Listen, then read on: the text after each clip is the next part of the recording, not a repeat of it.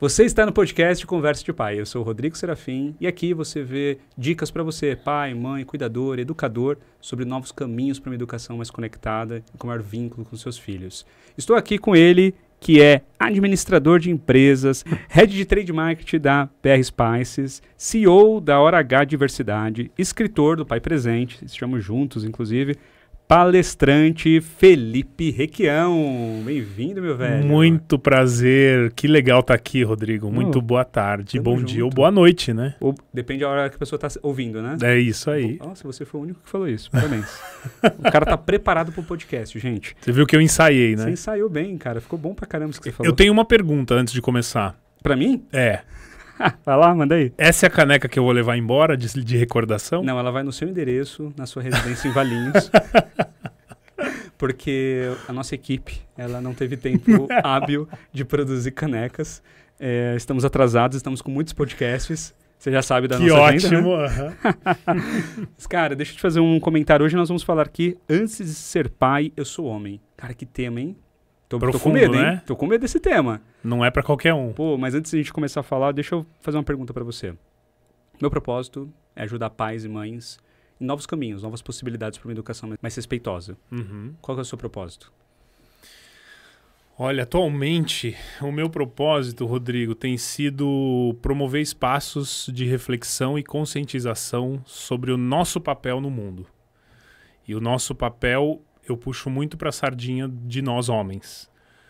Então, atualmente tem sido esse propósito e eu tento vivê-lo na minha consultoria, no meu dia a dia, na minha carreira e em todos os espaços que eu convivo. Então, promover essa reflexão. Cara, você tem conseguido fazer isso de forma positiva? Qual desafio que você tem encontrado em fazer essas promoções, desses espaços? É difícil, né? É difícil. Hoje em dia, o que eu tenho conseguido, assim, eu tenho vivido num sentimento de satisfação. Eu tenho me sentido satisfeito com esse propósito. Mas eu percebo as dificuldades que você comentou, o mundo está muito polarizado. Então, entre um extremo e outro, existe um campo que hoje, infelizmente, está minado. E eu tento me exercitar esse propósito sendo ponte entre esses dois lados. Porque eu acredito que as pessoas podem, ou até pensam diferentes, e que está tudo bem. E a diversidade já reside numa diversidade de pensamento, de visão de mundo e perspectiva. Então, acho que hoje tem sido essa a minha maior dificuldade. Porque eu acho que você falou de polarização, e eu acho que uma das ferramentas que ajuda essa polarização é as redes sociais. Onde um fala, o outro fala, e você pega pessoas que pegam assuntos super polêmicos e já assuntos dolorosos e quer depois vender produtos ou quer se fazer aparecer à custa de um tema super, super sensível. E eu tô vendo muito isso. Sim. E aconteceu um problema ali. Ao invés de você pegar aquele problema e falar, poxa, deixa eu acolher as pessoas que estão sofrendo esse problema ou que estão nesse sofrimento, nessa dor, a pessoa vai lá, pega aquele problema, ela cria uma outra retórica de comentário e vende um produto. Vende um curso. Um curso. Tudo vira curso. Tudo vira curso, cara, que loucura. É difícil, né? É difícil essa... E, cara, e a Hora H? Hora H é a empresa que você criou, né? Você é CEO e fundador, que fala sobre diversidade. Me conta, de onde ela surgiu, o que ela faz? Eu adoro contar essa história, porque diz muito sobre mim. E aí eu tenho que dar alguns passos atrás para dizer do momento em que eu comecei a planejar, junto com a Laísa, minha esposa, a gente está junto há quase 25 anos, o nascimento do Samuel, que hoje tem 11 anos. Então eu vou voltar no tempo. Eu comecei perguntando que pai que eu ia ser para o Samuel. Eu aprendi a ser filho, não aprendi a ser pai. Sim. Então, como que eu vou lidar com questões práticas do dia a dia, com questões profundas e tudo mais? E aí comecei a tentar buscar conteúdo. A Laís é uma mulher espetacular, uma mãe maravilhosa. Então, claro que o conteúdo para a maternidade, hoje em dia isso ainda tem um desequilíbrio muito grande, mas existe muito conteúdo para as mamães, para as novas mamães, né? É verdade. E eu fui junto com ela mergulhando nesse assunto e vi que não tinha muito conteúdo para os pais. Isso há 12 anos atrás. Nossa. Né? Se hoje tá difícil, imagina 12 anos atrás. Exatamente. Isso que eu tava ali querendo, né? Sim. Então a dificuldade também é pro cara que não tá nem aí para esse tema, né? Sim. E eu comecei a investigar, e aí eu já estava numa sessão, né, sessões de terapia, aquela coisa, aquele processo de autoconhecimento. E aí eu comecei a olhar para como meu pai exerceu a paternidade dele para comigo. E sou muito grato, né, por tudo que ele me forneceu, me deu. Ele é uma ótima referência para mim, mas tem coisas que a gente, né, que eu gostaria de lapidar. Então, o que eu quero levar para essa minha paternidade e como eu vou construí-la? E aí eu percebi que tinha algumas manias, jeitos, crenças, humores que eu era conivente, que eu praticava, que não era legal. E eu comecei a pensar que eu não era aquele cara tão legal como eu imaginava. Né? E aí eu falei, poxa, então antes de ser um pai legal, eu preciso ser um homem legal. Para mim mesmo, para Laís, que estava ali diretamente sendo impactada pela minha masculinidade, para minha família, para os meus amigos, para as pessoas do meu trabalho, para o meu círculo de convivência e influência. E aí eu comecei a refletir mais sobre isso. E aí e é uma jornada, não é um botão que se aperta e vira uma chave. Em 2013, o Samuel nasce, e aí vem toda, né, a descarga emocional da paternidade, a confusão, né, daqueles primeiros meses, primeiros anos, você sabe muito bem. Em 2019, Samuel com 5 para 6 anos, eu assisto um documentário, O Silêncio dos Homens, que eu acho que vale colocar nas referências. Colocarei. E me transforma. Assim, eu me sinto profundamente tocado e percebo que ali existia algo que eu poderia entregar para o mundo, que era promover esses espaços de conversa sobre as questões mais profundas do homem, do que é ser homem. Em 2020... depois de estudar muito sobre facilitação de roda de conversa, como conversar com pessoas que pensam diferentes da gente, comunicação não violenta, educação positiva, enfim, conversar muito com a Laís, com a minha companheira, e ainda num processo de autotransformação, de autorrevisão, me convidam para uma palestra. Dia 19 de novembro, Dia Internacional do Homem. Poxa, Felipe, via DM no Instagram. Porque eu comecei a produzir alguns conteúdos com coisas que eu estava estudando e de repente, você faria uma palestra pra gente aqui? E aí eu nunca fiz palestra nem da minha área de atuação, cara. Olhei pra Laís, ela olhou pra mim e falou, fala o que você tá fazendo, né? Antes disso eu criei um grupo de homens em Valinhos e Vinhedo com os pais da escola do Samuel e aquilo estava vivo dentro de mim, né? Então fiz, foram 2 horas assim fantásticas de um compartilhar dessa minha jornada. E terminou, eu falei, poxa, isso acho que pode não, talvez precisa ganhar um mundo. E aí em 2021 eu estruturei, fiz algumas conversas com mentores para estruturar o que seria a consultoria. Mas aí eu pensei, poxa, mas tem alguma coisa que falta. Porque eu tô falando de masculinidade e se a masculinidade ela for um tema apartado das outras pautas e demandas sociais, eu não vou construir as pontes que eu acredito que a gente precisa construir. Total sentido, concordo. E aí eu encaixei a masculinidade como mais uma pauta dentro da diversidade. Porque uma das grandes dificuldades de nós homens, e isso vem por um movimento engendrado, histórico, é que a gente dá nome ao outro. A gente não se considera o outro.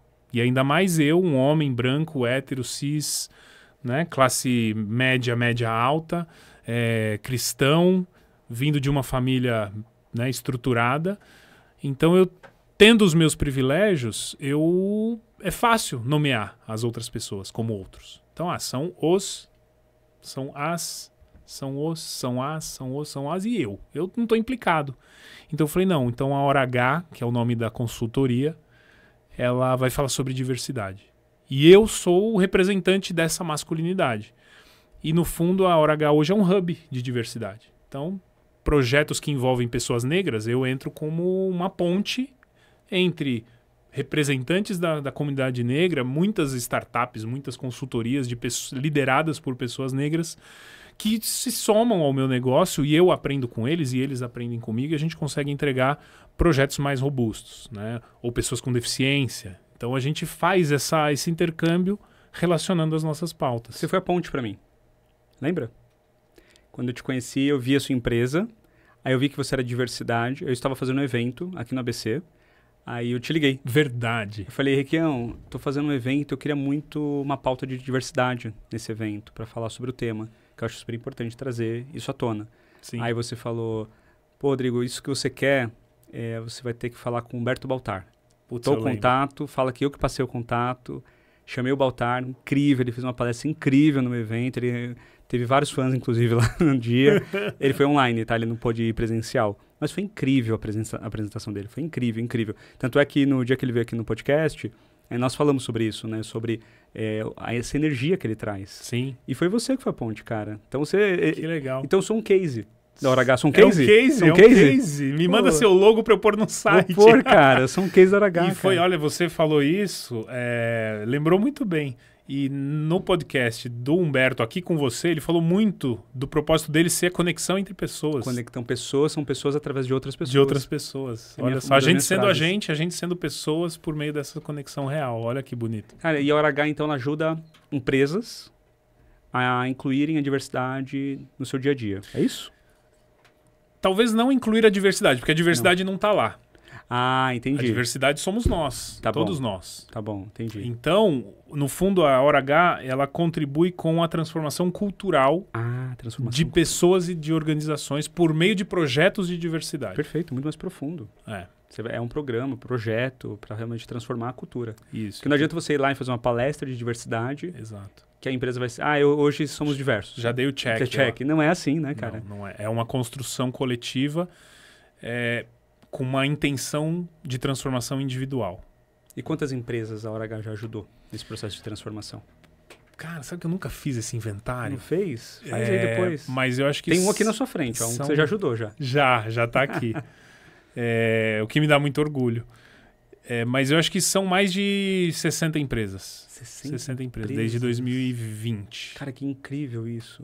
Que transformação. Porque a partir do momento... Eu não lembro agora quem falou, acho que foi a Sara Carolina. Ela esteve aqui também. E ela falou que não adianta você chegar e falar que você está incluindo diversidade, sendo que você não leva o letramento racial até para as pessoas brancas. Sim. Para elas entenderem e falar assim, essa empresa é diversa, a empresa fala sobre raça. Mas você pergunta para qualquer pessoa na empresa, eles não sabem. É um tabu. É um tabu. Aí chega uma pessoa neurodivergente, neurotípica, a pessoa não sabe como lida com essa pessoa, tem medo de falar com a pessoa, acha que vai ser uma pessoa agressiva, sabe essas coisas? Sim. E muito daquilo que nós trouxemos da nossa bagagem, do que nós conhecemos. Até uma coisa que eu aprendi recentemente é sobre intuição. A intuição, ela é importante, mas às vezes ela vem enviesada. Sim, ela vem com um histórico, uma bagagem que não é uma bagagem real. E é legal saber que você está fazendo esse movimento de ajudar essas empresas. E aí você ajuda como? Palestras, um programa, um projeto. Essa transformação ela é bem profunda. Ela é bem profunda. A gente tem, claro, dentro da Hora H, a gente tem alguns caminhos já conhecidos por conta de cases e de estudos mesmo, do que o mercado vem praticando. Mas geralmente começa com sensibilizações. Mas aí eu gosto de falar que a cultura não se forma da base para cima. É o contrário. Você tem que começar de cima para baixo. Então, geralmente são sensibilizações com o corpo diretivo, com o C-level, em que você conduz as pessoas, convida as pessoas a olhar primeiro para si, para perceber a sua bagagem, que a gente chama de vieses inconscientes, e que está aqui, e que a gente carrega e está tudo bem. E aí, uma autora que é estudiosa de viés inconscientes... Esqueci o nome dela, eu procuro aqui para dar o crédito para ela. Ela fala que o problema não é você ter o viés, o problema é o que você faz com o viés. Então, esse é o primeiro ponto, reconhecer o viés, reconhecer que nós temos o viés e que a gente pode fazer algo para botar consciência sobre ele, trazê-lo para a luz. Então, a sensibilização parte desse pressuposto. E aí tem projetos, por exemplo, são os projetos mais transformadores, principalmente para os homens que ainda ocupam a maioria das posições de liderança nas empresas, que são promoção de espaços de conversa. Porque geralmente o homem que está com a caneta na mão, que é quem decide, ele tem medo de um vírus que está aí nas redes sociais, que é o medo do cancelamento. Ah, sim. Então, se eu falar alguma besteira, que nem ontem a gente viu o Thales Gomes, ele fez uma fala que traz um viés dele, né? E foi super não foi mal interpretado, porque ele falou aquilo que eu acredito que ele acredita. Mas esse é o senso comum. O que ele falou? Ele falou que ele não aceita a mulher ser CEO. Que ele não casaria com uma mulher CEO. O Thales da G4? Da G4. Sério? Cara, pô, e a CFO dele é uma CEO. Mas aí ele fala... porque ele fala que a cadeira de CEO, para você sentar na cadeira de CEO, você tem que ter cascas, tem que ser cascudo. E que a mulher tem que promover um lar, porque é a energia feminina. Então, assim, ele deturpou muitos conceitos, misturou muitas coisas. E quando eu li o post, o story, eu falei, cara, é por isso que eu preciso continuar trabalhando. Porque esse cara, ele tá tomando decisões baseadas nos vieses dele, de homem, de privilégio, e que coloca a mulher nesse lugar de que não pode assumir uma posição de liderança numa companhia. Que provavelmente isso foi o que ele aprendeu, é o que ele recebeu. Exato. Aí nós damos aquilo que recebemos. Exato. E aí você vem dando coisas novas, dando bagagens novas para essas pessoas. Então, por exemplo, projetos de transformação cultural que a gente trabalha com a liderança é criar um espaço seguro que esse autogestor, esse diretor, esse presidente de empresa, ele pode falar daquelas coisas que ele não sabe. Porque existe um conceito na frente da organização que o CEO... Aliás, que nós homens precisamos saber de tudo. Precisamos ter todas as respostas. Falar que não sabe é demonstrar fraqueza, vulnerabilidade. Eu não posso ser vulnerável. Eu sou homem.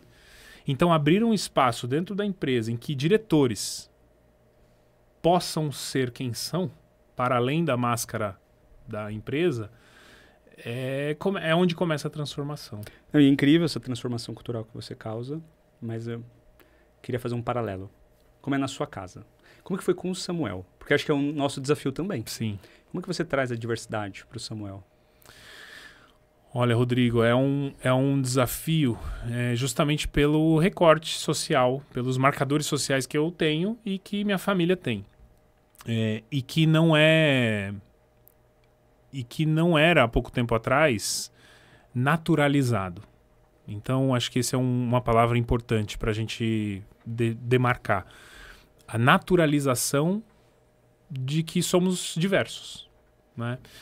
Então, uma forma que a gente aprendeu a lidar e levar a diversidade, e não a levar a diversidade, mas respeitar e valorizar a diversidade, tem um fator essencial que é a escola onde ele estuda hoje, a Ecoara, uma escola Waldorf em Valinhos, e ele está lá desde o jardim de infância, e que passa pelo currículo escolar o aprendizado sobre a mitologia indígena, nórdica, africana, mitologia grega. Então, isso nos deu repertório para trazer assuntos de raça, de origem, de diásporas para dentro de casa, sabe? Você dá uma visão de mundo que acho que acho que é um grande complexo da escola no modelo atual. Porque o Humberto, não sei se você vai lembrar, o Humberto falou aqui também que um professor foi falar sobre orixás numa sala de aula e ele foi afastado, inclusive mandaram ele para uma outra... Ele foi quase foi espancado. Sim. Porque orixás conectam a religião e não é religião. Orixás são deuses africanos. Sim. E existe toda uma história, existe todos os porquês, como existem os deuses da Igreja Católica e como existem vários outros deuses de outras religiões. E aí ou de outras culturas. De outras culturas. Nem falando de religião. Perfeito, cultura. E aí eu fico pensando, né, o quanto nós estamos preparados, cara, para ter essas coisas. Nós não estamos preparados, porque... E as escolas, vou trazer para o universo escolar, é um universo que eu estou começando a entender um pouco mais agora. E aí eu fico ouvindo e acompanhando esses processos e falar, poxa, Por que as escolas elas não falam da cultura africana? É tão rica. Um dos nossos episódios que nós gravamos foi com o Rafael da Sanko Family. E ele falou de forma tão profunda o que uma escola precisa trazer. Ele falou assim de forma profunda e simples. Ele falou, criança é potência, é futuro, é energia. A escola não vê essa potência, esse futuro. E tem uma outra conexão. E a escola não entende que o berço ancestral africano é de onde surgiram muitas coisas que existem hoje no mundo. Sim. Porque que, tudo bem, a Grécia é falada, ela é muito importante. Mas o africano também.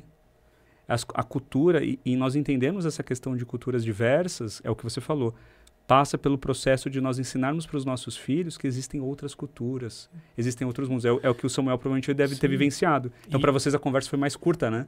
Não digo mais curta, não, mas porque eu precisei trabalhar... Talvez a gente também recebeu essa ajuda, Porque, no fundo, eu também não tive essa educação, né? Tá. Eu estudei em escolas tradicionais toda a minha infância e juventude. Então, eu tive que aprender, eu tive que estudar. E aí, para isso, hoje em dia, você está fazendo um baita serviço para a posteridade, porque podcast é uma forma como eu adoro receber, ouvir e aprender sobre conteúdo. Também. Então, por exemplo, e aí... Aproveitando, né, até para quem está nos vendo e nos ouvindo, tem um projeto do Tiago Rogero, que é o Projeto Querino, que conta a história do Brasil por meio de uma narrativa afrocentrada. Então, essa forma como a escola introduziu essas culturas, e aí o desafio da escola, eu entendo, é pisar em ovos. Sim. Porque, por exemplo, a cultura indígena, a cosmovisão indígena, cosmovisão é a lente pela qual aquele povo enxerga o mundo. Ela não separa os fenômenos naturais dos fenômenos físicos, a colheita do clima, da chuva, do tempo, da floresta. Então, é preciso também ter muita sabedoria como você vai trabalhar esses conteúdos. Então, nós tivemos o privilégio temos o privilégio de estar numa escola que pensa essa apresentação de uma forma muito bonita. E que, para nós que não tivemos, também é educativa, né? Sim, é super. Que a partir do momento que os nossos filhos aprendem, nós falamos sobre o tema, outra coisa que a Sara falou aqui, que quando nós não falamos, não quer dizer que a gente que está respeitando. É ao contrário. Quando nós não falamos, a gente não está trazendo a luz, vou usar a palavra que você falou aqui, ó. A gente não está trazendo a luz, nós não estamos trazendo a reflexão para nossa casa. Sim. Então, na minha casa, eu comecei a falar. Então, a Ana ganhou uma boneca preta, e aí ela fala, ela começa, né, a falar, ô pai, é diferente das minhas outras bonecas. Sim, todos nós somos diferentes. Porque é isso que eu acredito. Na minha casa, as minhas filhas são diferentes uma da outra. Ah, não, é porque eu fiz com a Ana, então eu tenho que fazer com a Clara. Não. Você Clara, já não é o mesmo? A Clara é outra pessoa. E nós também nos transformamos também, principalmente quando nós nos tornamos pais.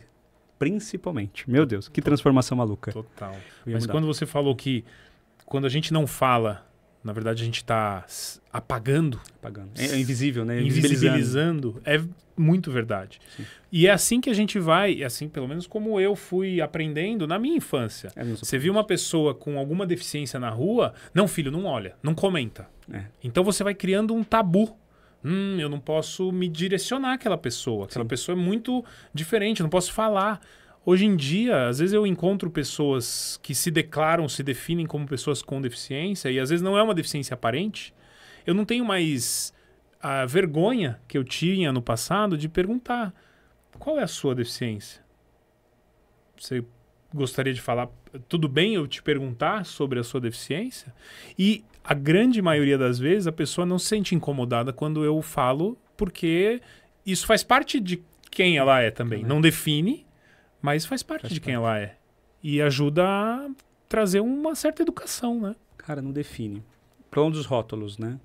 Uma outra coisa que o Humberto falou aqui também, e uma coisa que a gente aprendeu, eu e as pessoas que ouviram, que já me comentaram, é a gente sempre tem que olhar o ser humano, depois a gente vai olhar se ele tem uma deficiência. Vamos ver o ser. Primeiro o ser.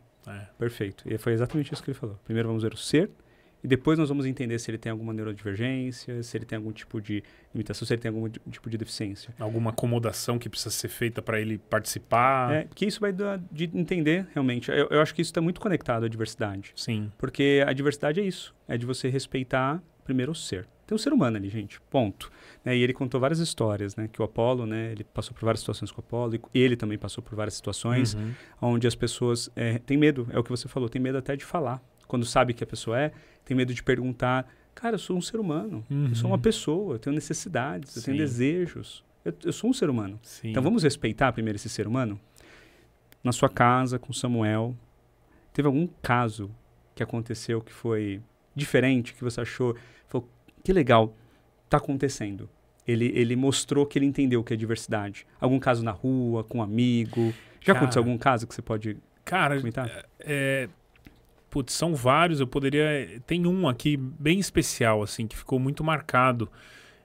O Samuel tem o melhor amigo dele, é o Benjamin, que é uma criança que tem ele tá dentro do espectro autista. E a relação dos dois é tão bonita. E assim, uma vez eu tava conversando com o Samuel sobre aquela fase, né, de melhores amigos, né, quem que você gosta mais, aquela coisa que toda criança passa. E aí eu perguntei pra ele, filho, quem que é o seu melhor amigo? Ou sua melhor amiga? Aí ele falou, eu gosto da Manu, né, minha melhor amiga é a Manu, que é quem eu mais passo tempo no recreio, e o Benjamin. Eu falei, que legal. Aí a gente falou de um, falou de outro. E aí, em determinado momento, ele falou, e o Benjamin eu gosto de acompanhá-lo, né? De acompanhá-lo na tarefa. E ali na escola dele, as crianças sentam em duplas. Então, naquele período, ele estava dividindo a carteira com o Benjamin.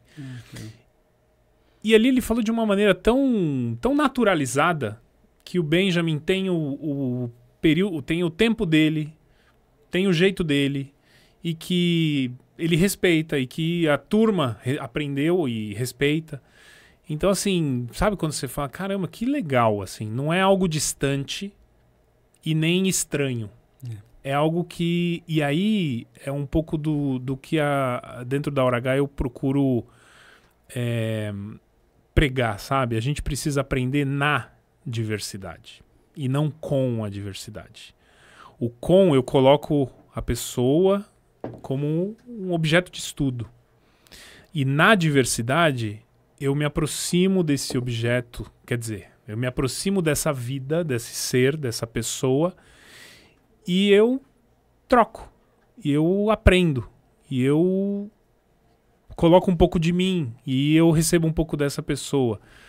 E isso é tão bonito de ver na prática acontecendo, né? Projetos em que eu já liderei com pessoas trans, com o próprio Baltar, com tantas pessoas com pensamentos e características diferentes da minha.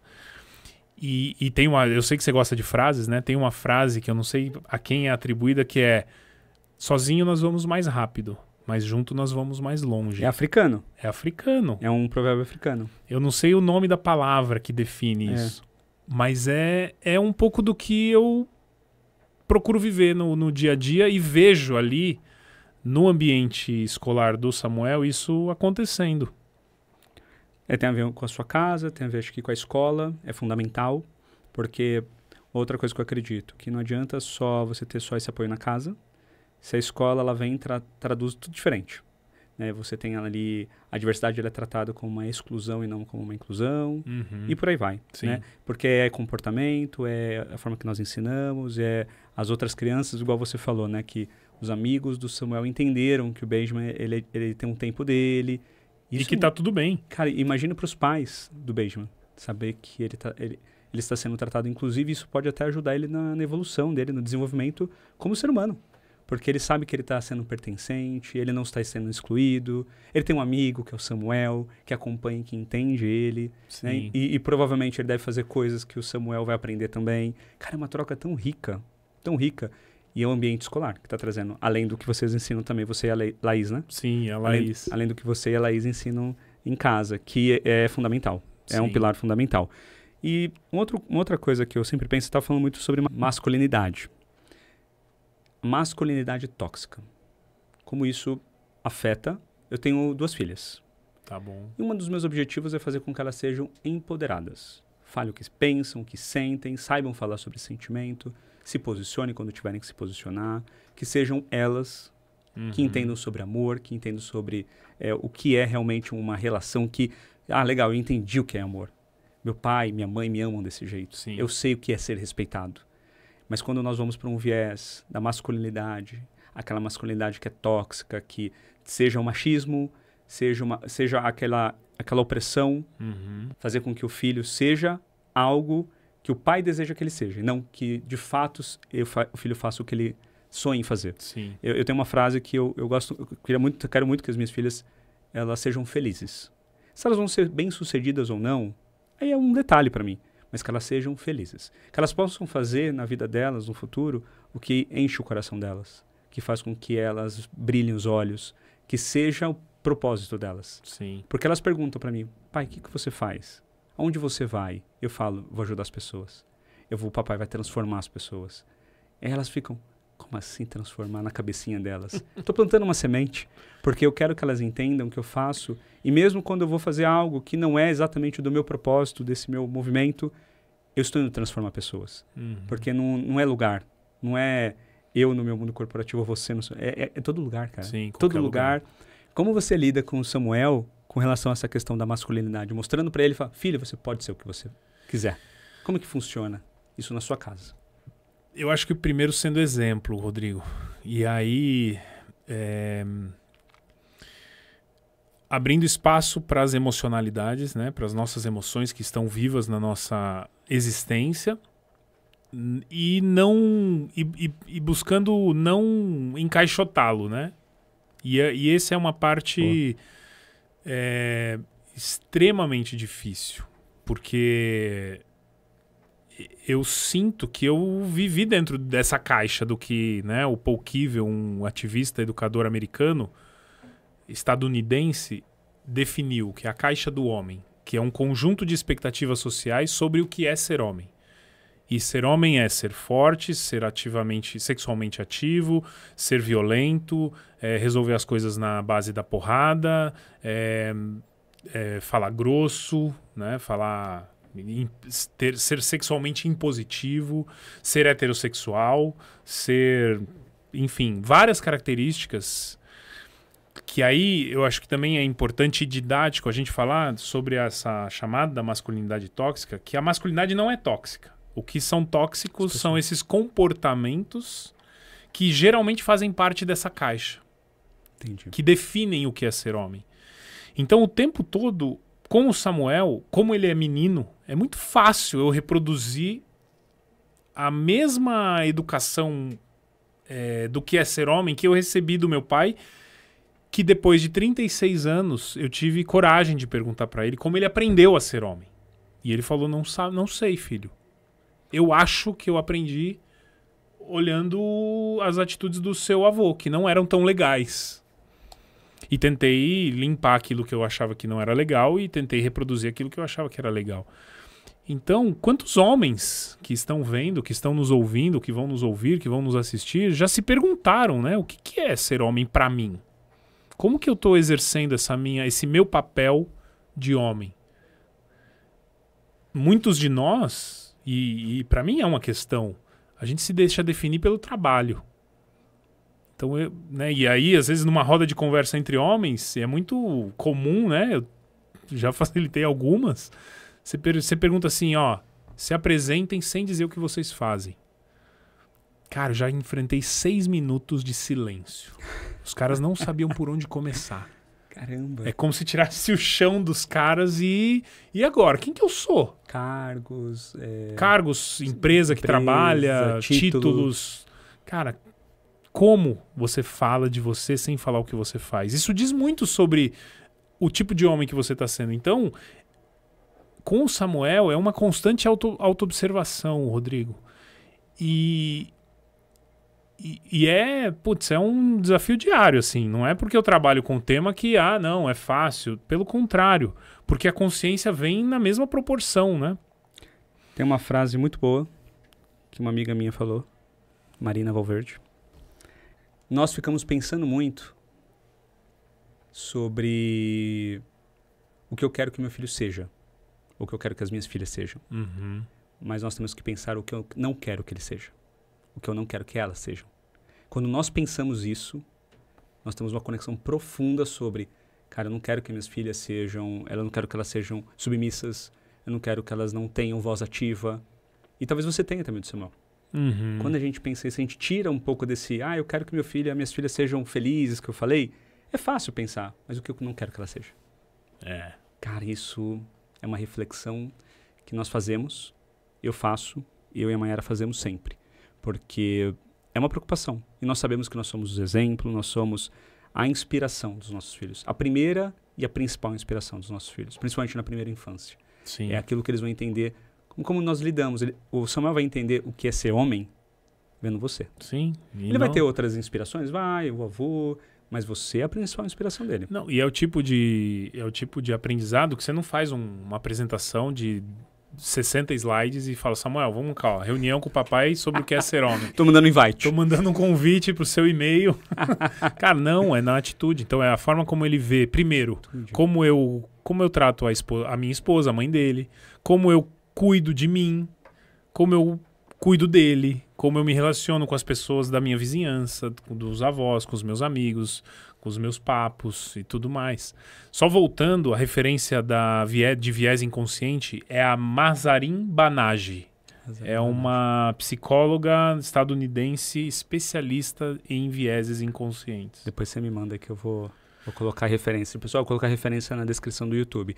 Se você está no Spotify, corre lá no YouTube, porque no Spotify não dá para colocar link. Então eu coloco o link lá no YouTube. Você falou, nós estamos falando aqui sobre referência. Uma outra coisa também que eu aprendi sobre educação infantil, que eles não fazem o que falamos. Eles vão fazer o que fazemos.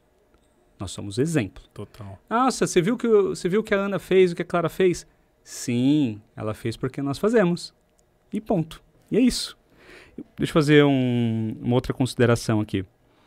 Eu acho muito legal esse movimento que você criou dentro da sua casa, na hora H. Acho que isso aí é uma essência, é sua essência. Levar esse assunto, transformar as pessoas. Como você traz isso para sua casa para criar ambientes de discussão? Ou melhor, quais dicas você pode dar para as pessoas que estão assistindo a gente agora? Como é que ele pode criar um espaço de discussão sobre diversidade, mas também ao mesmo tempo que não seja algo tão pesado que confunda ainda mais as crianças? O que você acha que pode fazer, que nós podemos fazer? Acho que uma dica simples é simplesmente perguntar dentro de casa, num momento de descontração, num momento em que as coisas estejam tranquilas, o que né, o seu filho, por exemplo, Samuel, o que você pensa sobre tal assunto, tal questão, por exemplo. Ao mesmo tempo, Rodrigo, acho que introduzir de uma maneira natural, sem levar para o mental, é uma forma, acho que conversa mais com o universo das crianças.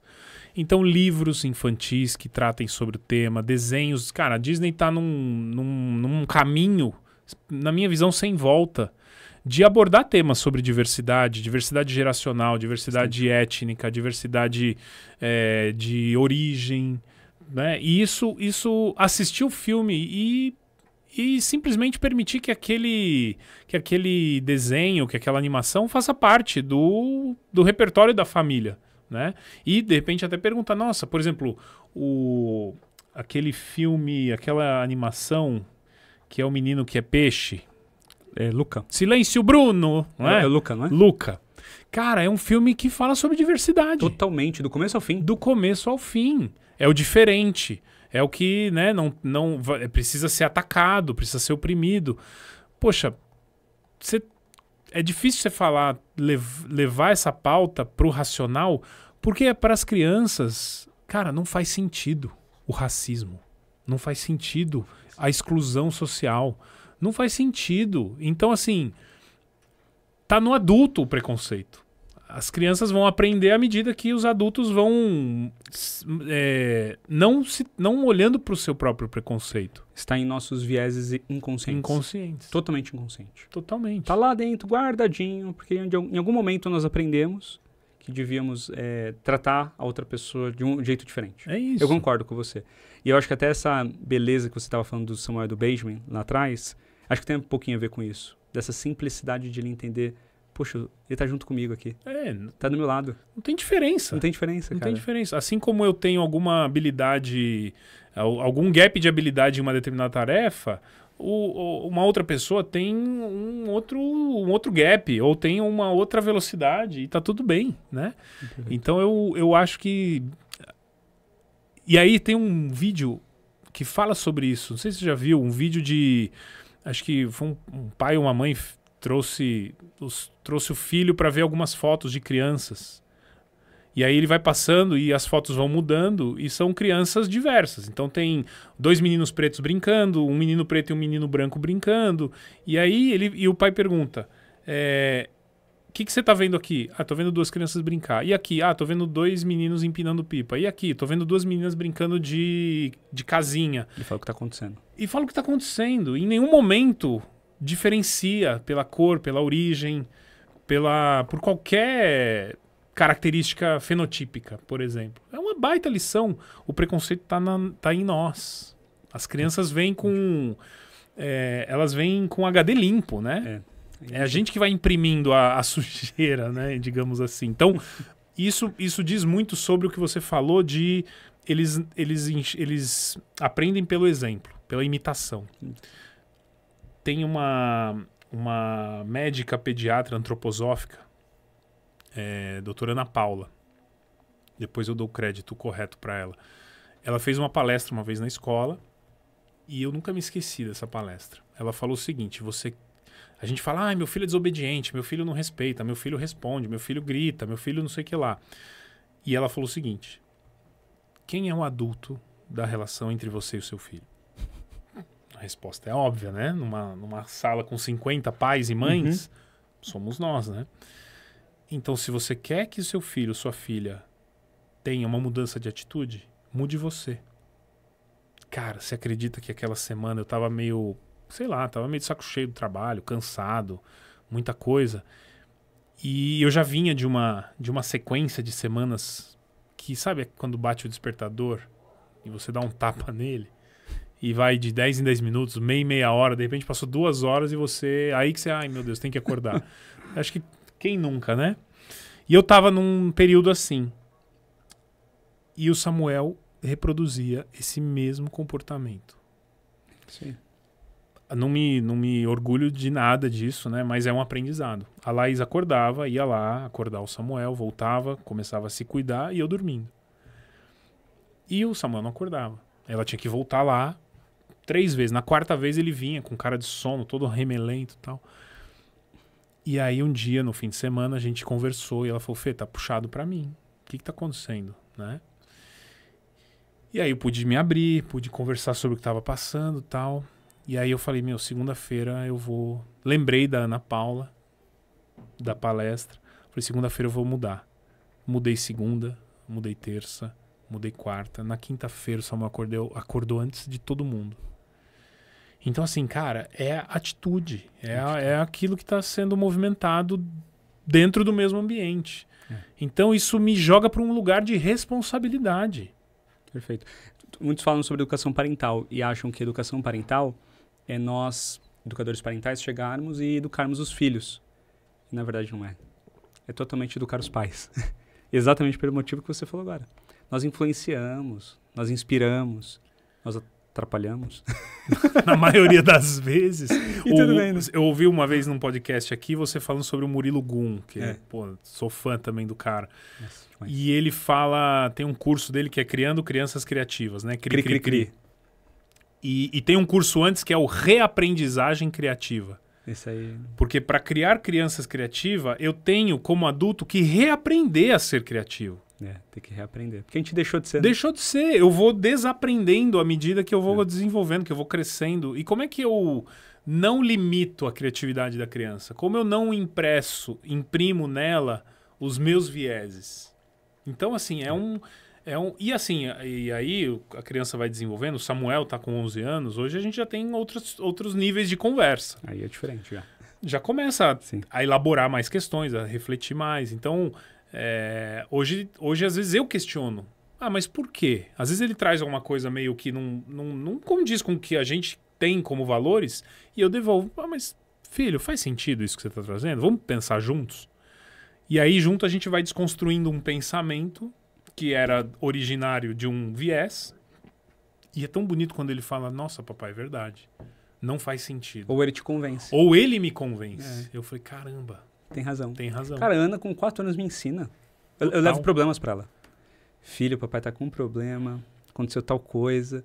E é muito engraçado que ela vem com a solução mais simples possível que nós não conseguimos acessar. Talvez eu já tenha acessado. Quando eu tinha 5, 6 anos de idade, acho que eu acessei em algum momento aquela ideia. A gente vai complexificando as coisas. Cara, incrível. Cara, eu vou falar sobre isso, né? Os nossos mestres, né? As crianças. Recentemente, eu fechei um projeto num grande cliente para fazer um trabalho de transformação cultural com C-Level, diretores e C-Level. E, cara, eu finalizei a reunião com o cliente em que eu fechei o negócio, desligou. Eu tava tremendo de nervoso. Tava cagando, assim, desculpa o meu francês. Eu tava muito tenso. Porque eu me coloquei num lugar assim, cara, eu nunca fui diretor numa empresa. Como é que eu vou falar pra esse cara? Como é que esse cara vai dar crédito pra mim? Então eu me coloquei num lugar assim, síndrome do impostor mesmo, sabe?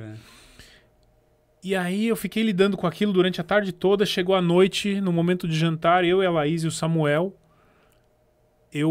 A Laís perguntou, Fê, e aí, como foi? Porque a Laís é sócia, né, da Hora H. Eu sou sócio cofundador, né? Ela é a sócia cofundadora.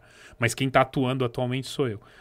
Ela falou, Fê, e aí, como foi com a empresa? Eu falei, putz, foi legal, foi top, pô, compraram o projeto. Só que tem um detalhe, o público é diretores. Ela, pô, que legal. Eu, então. Aí o Samuel tava do meu lado e eu não... Né? Até um tempo atrás a gente censurava alguns assuntos de adulto, né? Digamos assim. Hoje, com 11 anos, a gente já abre mais esse leque. E aí ele olhou pra mim e também estranhou, né? Eu falei, então, eu nunca fui diretor, eu tô inseguro. Eu reconheci a emoção que tava ali. Eu falei, eu tô inseguro e, nossa, me deu um medo, me bateu um medo. E aí ele falou o seguinte, mas papai, você é diretor da Hora H. Você é dono da Hora H. Eles vão te ouvir. Cara, isso foi empoderador, velho. Meu filho de 11 anos me empoderando e falando, meu, vai, você pode. Ele só fez isso porque foi o que ele recebeu. Pois é, cara, eu achei incrível. E a Laís falou, é isso aí, filho. Papai é dono da Hora H. Então, dono da bagaça toda aqui. Então, não é ele que manda, mas... Não, é isso realmente. Mas isso é a beleza, né? Da simplicidade da criança, entender, sentir, e acho que ele sentiu o seu sentimento de preocupação. Eu estava esses dias fazendo uma mentoria com uma mãe, e ela chorando, uma mentoria parental, né? De uma orientação parental. E ela chorando, falando sobre os desafios que ela tinha. E ela falando, mas meu filho, ele não entende porque ele fala tal coisa. Eu falei, mas o que ele fala? Não, ele está preocupado. Tá, mas o que ele fala quando ele está preocupado? Aí ela falou, não, ele quer que eu consiga chegar ali. Ele quer, eu falei, você percebeu que o seu filho ele está te encorajando a todo momento? Ele sente o que você está sentindo. Uau. Na hora ela parou, falou, eu não vi isso. Eu vi só que ele estava preocupado, só isso. Eu não entendi que ele estava me encorajando. E é muito sensível isso. O que nós temos que fazer? Escuta ativa. Às vezes a gente não está ouvindo, a gente está ouvindo com a nossa mochilinha toda suja, toda pesada, cheia de coisa errada. Com o celular, não está ali. Presente. Meu amigo, muito bom, cara. Adorei a conversa. Estamos chegando no final do nosso episódio. Nossa, já? Já, cara. Eu não falo pra todo mundo que eu ficaria aqui. Eu sou aquele cara que eu fico conversando por horas e horas e não percebo.